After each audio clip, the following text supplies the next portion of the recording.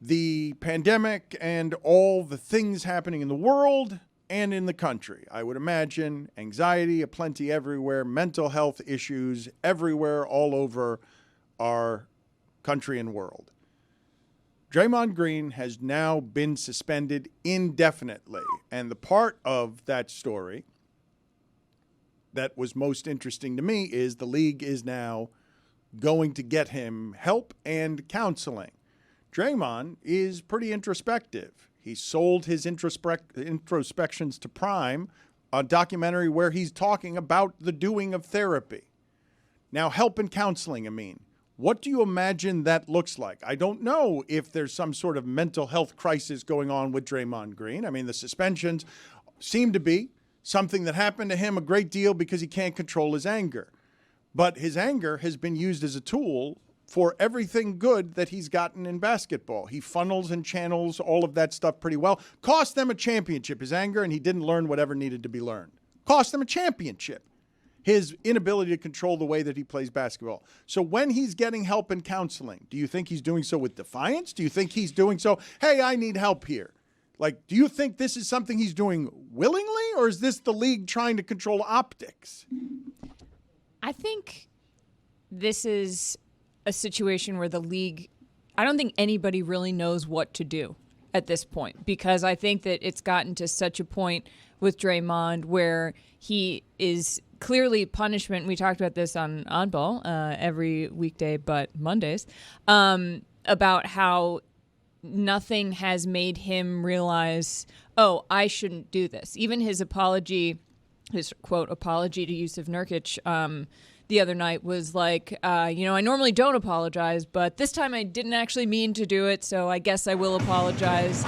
It was a weird thing to say, and I think what happened there, Chris? Mm-hmm. No, they were just playing a B-roll clip, question. and there was a little audio there over it.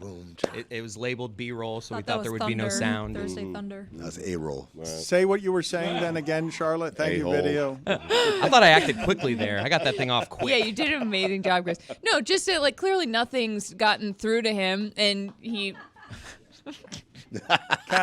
So, okay, let me just be clear here. So we are now celebrating that Chris did his job well by stopping Charlotte mid-thought with a sound that was He left the pot open. cool. to No, begin with. I'm cool with that. I hit it down when B-roll, the though. sound came on, and I was like, know. that shouldn't be here. Get out of here, He sound. did. He moved. Charlotte's talking right now. Great job. And Roy gave him a very formal handshake. This is the Meadowlark way here. Congratulations, you only let a little incompetence leak out on him. Not all of it. 100%. Not all of There it. you go. Take that victory lap, Chris. There you go. Just about 40%. Yeah. Do your thing. Big day for you, Chris. Do you know how easy it is to distract Charlotte? Is everyone? Yeah. Again, I'm distracted. Ah! You were saying. I don't know. You tell me, Dan.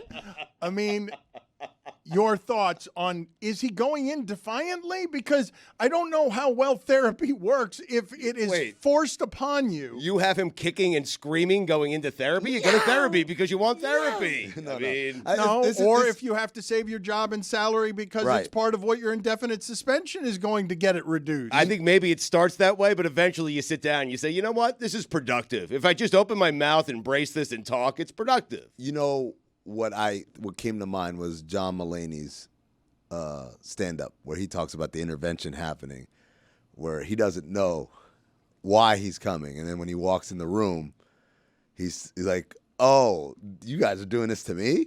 And I think there's a little bit of that with Draymond. We talked about that on Oddball, just the idea that it's, like Charlotte said, every one of these incidents, he's got an answer, he's got an excuse, and at some point, the world sees it, but he doesn't.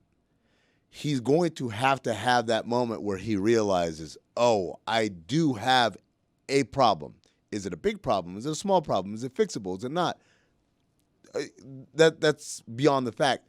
It starts with understanding I've got a problem, because these aren't isolated incidents. As we talked about, he's been suspended 6 times. 4 of them have been in the last 9 months. 4 of them in the last 9 months. I believe it would be pretty hard to convince a defiant man who is often rewarded for being contrarian, for always fighting others, for leaning into, I always have to fight you as part of his identity, rewarded at every turn with not just winning, but with podcasts and with platforms as he starts a media career. I think this is a really difficult person to convince he needs help, to admit that he needs help. I'm not sure he agrees with that. Well, no, I don't think he does, but I feel like a lot of it could come from his teammates. I feel like Steph and Clay, they have a bond that's about as deep as you can get as teammates. And I feel like so much of their success as a team has been Steph being like, no, Draymond's our backbone, Draymond's our soul. And maybe those guys are the guys who can get through to him and say, you know, I know that we've praised you for this. I know that this has been what has gotten us the championships. But at this point, it's gone past the point of being helpful. And I think we got to reel it back in. The term grow up is being used a lot with Draymond Green. Growing up is hard, man. Like, it really is. It's super hard because the things that he is, the things that he does, the value he has for that team, it's emotion. It's getting in someone's face. It's occasionally getting kicked out of games. And people are asking him to change what it is he's done his entire life, his entire career. And growing up is really, really hard. Like, all of a sudden you want Draymond Green to turn that off and not be that guy? That's difficult. He starts to wonder, will the guys like me as much as they used to? Do I still have the same value? That stuff is difficult, man. I would say if you identify as anything as part of your personal identity, and I would think that defiance is something that he thinks as a positive, a fuel. And now he's being told, no, not so much. We need you to alter that. Just don't get suspended. But the thing that becomes harder there to control, Stugotz, is throw in losing, frustration, and now aging. He got his money when he punched his teammate in the face. He survived all of that. The team chose him and that. Jordan Poole, get out of here. You're not that. You got your money. And now none of us trust you to actually behave like a champion. Go play for the Wizards. We're going to keep the champion. But also, I mean, aging. Mm-hmm. Aging is in here too.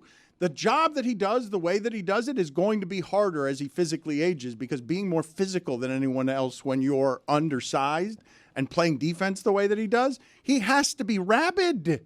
The defense he plays, right. I mean, you're always talking about effort on defense. Like, you're off. His defense, he is almost an unprecedented defensive player, but he can't be that into his late 30s. Like, that body is not going to be able to do all of those things. Already, he's past his prime, indisputably, correct? I would say he's past his prime. He's not as good as he was earlier, but I think he's still excellent. But I think, to your point, part of that excellence requires a dose of that crazy that sometimes makes you cross the line and punch somebody in the face. But the game can't back it up anymore, maybe. And that's hard to deal with mentally. I think he's still an excellent defensive player. I think the energy and the mindset required to be that as an undersized guy is hard and requires someone who's almost crazy.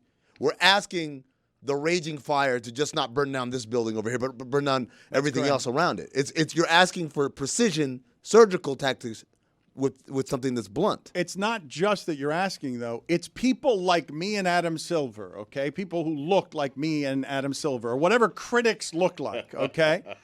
It's not just that that's the request, Stugotz. The other bonus request is we as people, I'm going to speak personally for me.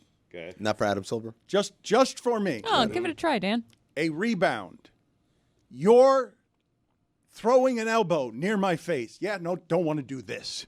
This is not something, never mind for a living, don't want to do it once. What, Jokic wants a rebound and is comfortable just swinging his elbow? No, thank you. I'll choose another career. And he doesn't care if his elbows bleed. I'm guessing that it's okay to be angry if that's what you're doing.